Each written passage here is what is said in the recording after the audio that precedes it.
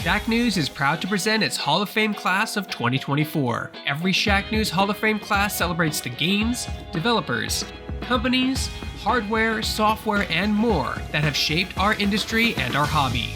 The only requirement is the person, game, or hardware must be over 25 years old. These are just some of the inductees of 2024. For the full list, head over to shacknews.com. That said, let's get started.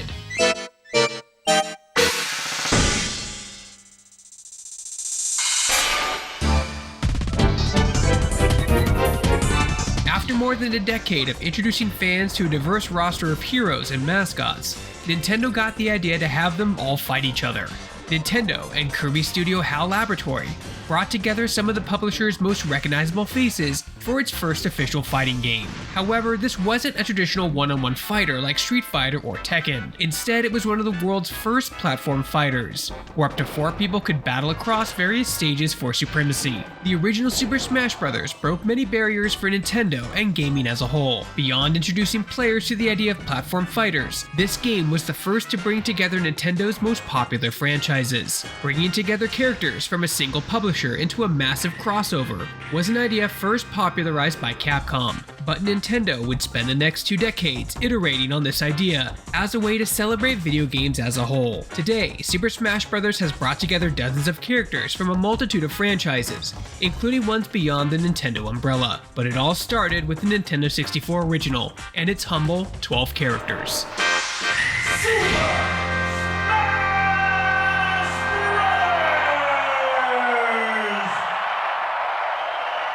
Hey, come on over, have some fun with Crazy Taxi. Are you ready? Here we go! Racing games, specifically ones found in arcades, were typically a competitive experience. Players were hitting the pedal to the metal to get to the finish line ahead of the CPU or other players.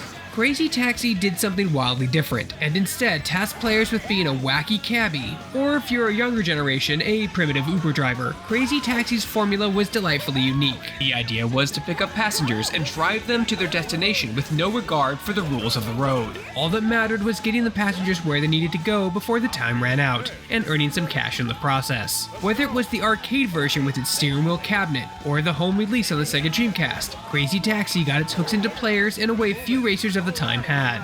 Its formula was so unique that few titles in gaming have attempted to replicate it, including original publisher Sega. Class D license. I can't believe it. Was that your best? I don't think so. You have lost the lead. You are tied for the lead. Quake 3 Arena is the pinnacle of every deathmatch mode and feature id Software had introduced starting with Doom in 1993. So much so that John Carmack made 2 big decisions to support his vision. The game would require a 3D accelerator card, a first for the company and hardly ubiquitous across the industry. Most games still relied on software rendering, and no single-player campaign. Story? Characters? id had never done much with these things anyway, so why keep up the pretense? Quake 3 was predicated on multiplayer. There was a single-player mode, but it featured deathmatch and other modes such as capture the flag against AI-controlled opponents. In essence, single-player mode was a training camp. Learn the maps, learn the weapons, learn the strategies, then go online where the real fun awaited. The company's gamble on cutting-edge tech and the growing world of esports competition paid off. The game is still played today in the form of Quake Live, which started on a web browser. Hard to believe a game that required a 3D graphics card would later be installed like a plugin, and is still available and quite popular for a game celebrating its 25th anniversary. Arguably, Quake 3's biggest fan is the man who envisioned it. Quake 3 Arena was always my personal favorite id Software game, John Carmack said in an interview with Games Radar back in 2008, 9 years after the game's release and around the time it was making a return in the form of Quake Live. It's such a pure activity kind of game, more of a sport than a movie, and I'm excited to have this opportunity to bring back the pure type of gaming as opposed to the everything in the kitchen sink modern design. We have no pretensions about it being the best multiplayer game in all types of things, but for any player looking to test their deathmatch skill, I think Quake 3 Arena is the best there ever was. In 2291, in an attempt to control violence among deep space miners, the New Earth government legalized no-holds-barred fighting. Leandri Mining Corporation, working with the NEG, established a series of leagues and bloody public exhibitions. Profits from the tournament number in the hundreds of billions. You have been selected to fight in the Professional League by the Leandra Rules Board. Your strength and brutality are legendary. The time has come to prove you are the best. To crush your enemies. To win the tournament.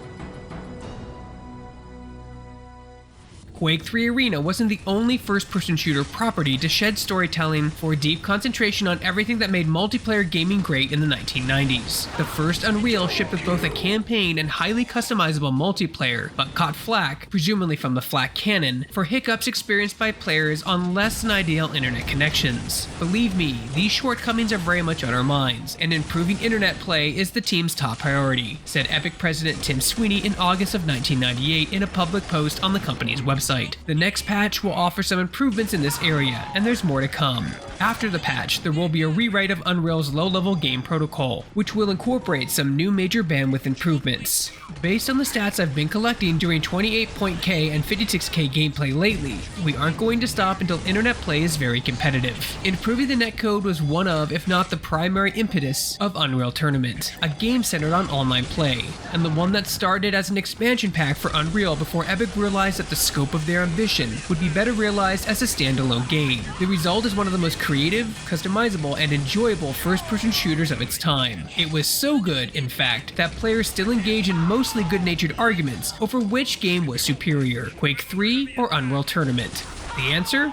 Both. For different reasons. If Quake 3 is the ultimate deathmatch game, UT99 as it's sometimes called, focused on being more experimental. Like its predecessor, Unreal Tournament's weapons have alternate modes of fire, some of which depend on teams of players working together to boost their firepower. Mutators such as Instagive and Low Gravity dramatically altered gameplay, allowing players to customize the game to suit their preference. Maps were varied, ranging from space stations to industrial halls to wide open spaces, perfect for sniping enemies bold enough to steal enemy flags. Besides deathmatch and capture the flag, other modes such as Assault, one team defends a base while the other attacks it, and Domination, vying for control points, made Unreal Tournament a worthy competitor to Quake 3, while also carving out its own niche in the burgeoning arena shooter space. It's a worthy inclusion to any LAN party, and an even worthier inductee in the Shacknews Hall of Fame class of 2024.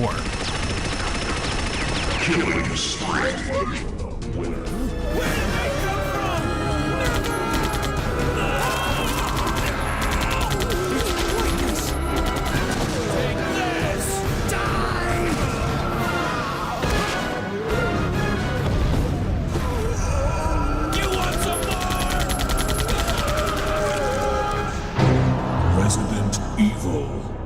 Over 3.5 years, Capcom released 3 main Resident Evil games. By the time Resident Evil 3 shipped in 1999, however, many fans were asking what could possibly follow up to the instant classic that was Resident Evil 2. The PlayStation hardware was showing its age, and so was Resident Evil's engine. The answer?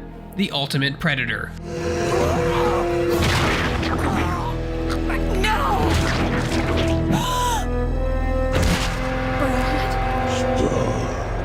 Resident Evil 3 takes place largely in the streets of Raccoon City. You explore some interior environments, but the brunt of the game happens outside in the midst of a zombie apocalypse. The game's titular antagonist knows them well. In the first game, the Tyrant was a final boss. In the second, a creature known informally as Mr. X popped up only in certain scripted moments. Nemesis was different, and his difference made him the star of the show.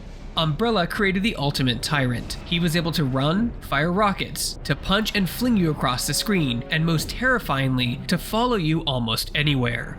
That seemed almost unfair. Before Resident Evil 3, doors were barriers that separated you from whatever shambling horror waited on the other side. Now you have to face something as dodged as Jill Valentine, Resident Evil 3's main hero. Resident Evil 3 may be more action-focused than its two predecessors, but Nemesis is the stuff of nightmares, and he alone makes it Hall of Fame worthy. He became not only one of the most iconic characters in Resident Evil canon, but is one of the most recognizable faces in gaming and in popular culture. You want stars?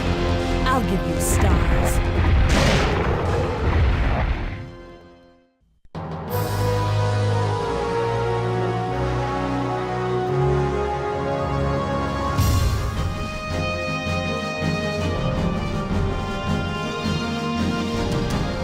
In a vacuum, Soul Calibur is one of the finest fighting games ever made. Its characters are memorable, its weapons-based combat was arguably the most sophisticated yet seen in the genre, its graphics were stunning, especially in the Dreamcast, and its 8-way movement system allowed for smooth, more intuitive, and realistic navigation in each arena, making for a more white-knuckled contest. But the original Soul Calibur deserves to be celebrated for more than its qualities as a fighting game. Released in Japan in August of '99, and in the US on the Dreamcast launch date September 9th, 1999, the game featured new modes, more costumes, an extra character, and specs that propelled this home release beyond the valued goal of arcade perfect. It looked better, it played better, and it signaled the end of an era. No longer could home version of coin-op games be forgiven for falling short of the technical bars set by their source material. And that was that moment where I was like, oh my god, this is arcade quality. Right, that was like the whole argument that was happening at the time, but it was like, to me it was better than arcade quality. I was like, oh, arcades are dead. Dreamcast felt like that moment where it was like, I really don't need to go to the arcade anymore, because you had this like gorgeous fighting game in Soul Calibur. It was accessible, that you could play it with your friends at home.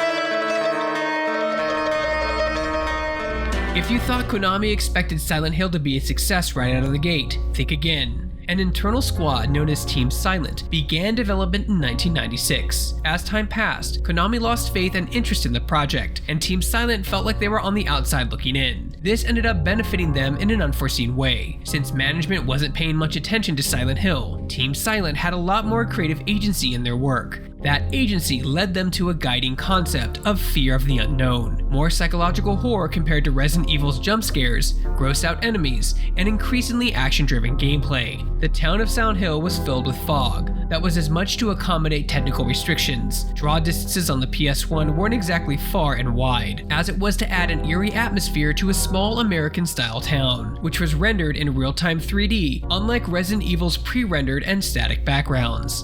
Team Silent's belief in their project paid off. The game sold over 2 million copies, earning it a re-release under the PlayStation Greatest Hits banner. It met with mostly positive praise, with reviewers pointing out its creative way of utilizing the PlayStation hardware's lower-end specs. Even its grainy textures fed into its unsettling aura. The original Silent Hill grew into a franchise, but for many, the original is still the perfect example of what the series is all about. Quiet moments, escalating dread, and enemies that will keep you up at night, making it a worthy induction in the Hall of Fame class.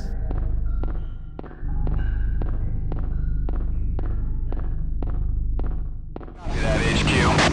Where the hell are we anyway? Well, the pilot thought we were heading to your mother's house.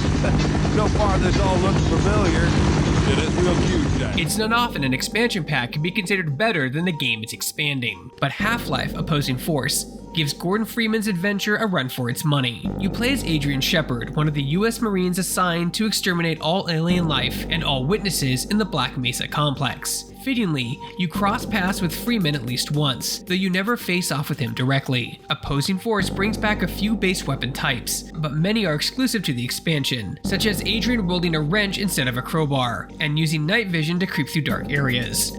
Like Half-Life, the story plays out through an unbroken narrative, leaving you in control of your character during scripted events. That heightens immersion, an important detail given the greater attention to action in this Marine-focused mission. With new characters, new weapons, and new perspective on a familiar narrative, Half-Life Opposing Force is more than a great expansion pack. It's a great Half-Life game, a great first-person shooter, and a great addition to the Shacknews Hall of Fame. Sure, we can do more damage that way. Originally developed by Jesse Cliff and Min Gooseman Lee as a mod for Valve's Half-Life, a member of the Shacknews Hall of Fame class of 2023, CounterStrike was acquired by Valve and spun off into a standalone game. It went on to become one of the most popular multiplayer games of all time. The premise is simple. You play as a terrorist or counter-terrorist, earn money to spend on gear, and work to accomplish your objectives before the other team can accomplish theirs. That's a simplistic overview. The devil is in the details. Counter-Strike is rife with tension that comes from its one-hit, one-kill philosophy. This isn't Doom where you can soak up rockets and BFG blast. Once you're dead, you sit out the rest of the match while your teammates scramble to fill the void left in your absence. Counter-Strike recently received a sequel which testifies to its lasting appeal of the original. It remains popular today and holds a special place within the Shacknews community. Perhaps the archetype of a game mod that would go on to become a standalone product. Team Fortress started as a modification for Quake before its authors were hired by Valve to continue the series. Team Fortress Classic represents the first fruits of their labor.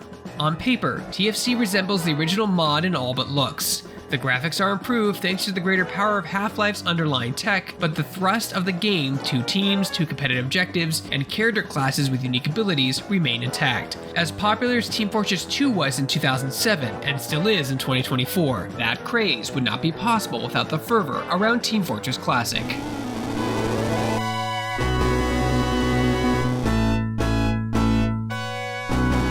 When we think of early strategy RPGs in gaming, many fans will likely recall games like Fire Emblem or Heroes of Might and Magic first. But if you were a Sega Genesis kid, there's likely another that had your interest: Shining Force. This fantasy RPG was first released in 1992 and established on a solid foundation on which Sega would create a number of further titles in the same vein. Funny enough, Shining Force isn't even the first game of the Shining series, although it was the first to take on a strategy approach. Shining in Darkness preceded Shining Force in 1991 on the Sega Mega Drive, but despite being successful, it was a first-person dungeon crawler far removed from what we would come to know of the franchise. When it came to Shining Force, lead developer Hiroyuki Takahashi has said he was tasked with trying to figure out how to make Dragon Quest-style battles more fun. In an interview in May 2012, Takahashi recalled that it was an obscure Japanese PC game called Silver Ghost that gave him the idea to control multiple units on a field singularly and strategically. The result ended up being a rich and enjoyable tactical experience in which players use different classes of characters to engage into first combat, leveling and collecting new skills, as well as eventually being promoted to stronger units. Player expression was quite incredible in Shining Force, where you could collect around 30 characters, but could only utilize 12 of them in the battle at a time. Shining Force is also so beloved that it has been re-released several times over in Sega collections, and even on Nintendo Switch Online's plus expansion pass game libraries. Games like Fire Emblem and XCOM may have taken the baton of strategy RPGs and ran with them, but Shining Force will always have a place as one of Sega's early innovators in the space. Human civilization has always known conflict, but it wasn't until the 20th century that the scope magnified to such a bloody scale as to engulf the entire world. In the aftermath of the war to end all wars, Adolf Hitler and his Nazi party fanned the flames of a broken and dispirited nation, rebuilding the country from the ashes of the Versailles Treaty into a fascist juggernaut that seemed unstoppable. They pushed all the way to the Atlantic in their blitzkrieg, with England their next target.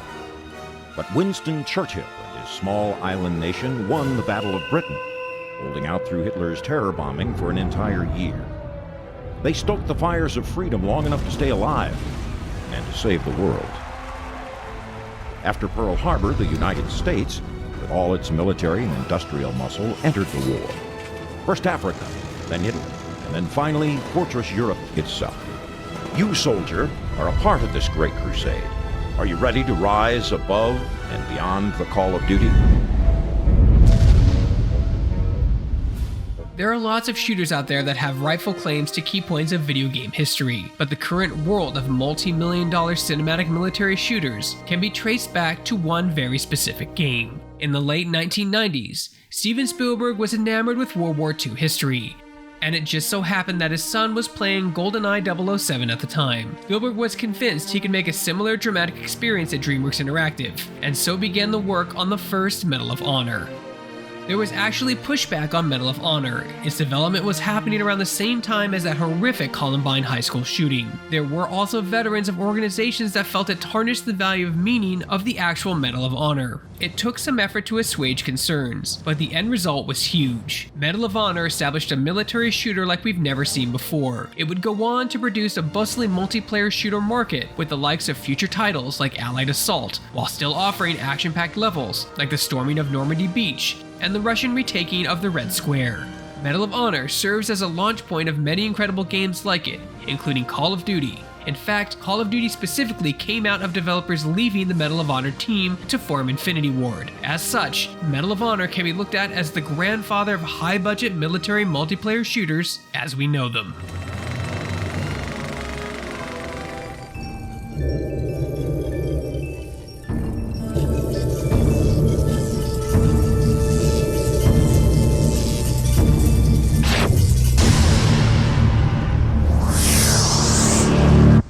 The game that was supposed to change everything on the console that was supposed to change everything. Sonic Adventure may be one of the most ambitious and diverse flagship games in the history of the industry. It was the game that truly ushered Sonic into the modern 3D platforming roots, for better or worse. It was also Sega's showpiece for the power and capabilities of the Dreamcast console, the killer app for the system. People still argue to this day whether or not Sonic Adventure's gameplay and visuals have aged well, but at that time, it was mind-blowing. It was a dream come true, running down the docks of a coastal wharf while a killer whale smashed them into bits right behind Sonic. All of that was capital A amazing in 1999.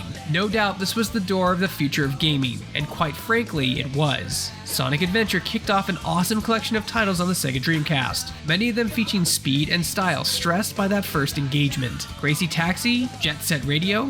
We may not call those games janky, but they were undeniably fast and chaotic, and you can easily argue that Sonic Adventure set that pace. Despite being a bit cockamamie by today's gaming standards, it was the start of something grand that would reverberate through Sonic history for years to come.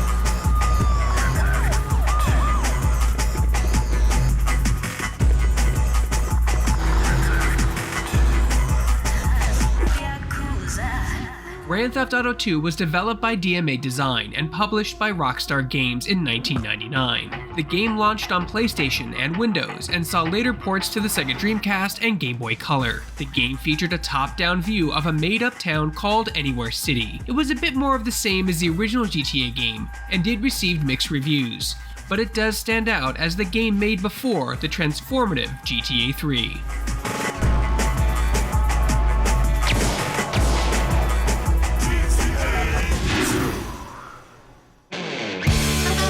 Tony Hawk's Pro Skater is the most important skateboarding video game in the history of the industry. The game was developed by Neversoft and published by Activision in September of 1999. Tony Hawk's Pro Skater combined a lot of real-life skateboarding tricks with more arcade-like combos and gameplay modes, creating a perfect pick-up-and-play experience. Tony Hawk's Pro Skater originally released on the PlayStation, but saw ports to the N64, Dreamcast, Game Boy Color, and even the N-Gage. The game's wild success led to several sequels, and even a remake of Tony Hawk's Pro Skater 1 and 2 that was released a few years ago. Tony Hawk's Pro Skater set the bar for all future video games with the perfect combination of a great soundtrack, addicting gameplay, and a reverence for the sport of skateboarding. The current record holder for this track is Neva Key.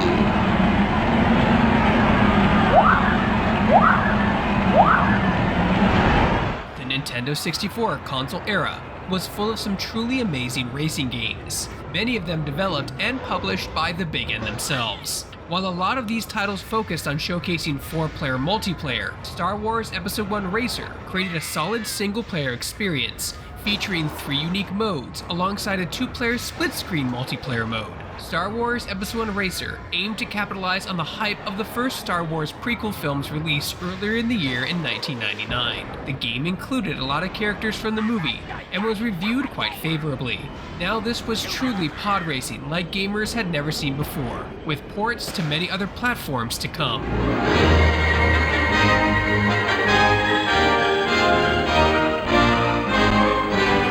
That does it for our partial list of inductees. Be sure to visit Shacknews.com to read the full list of the Shacknews Hall of Fame class of 2024. Hey folks, if you enjoyed this feature, be sure to hit that like, subscribe, notification button. It's 3 small clicks for you, but means the world to us. For more video features and everything else gaming related, you're already in the right place. You're on Shacknews.com.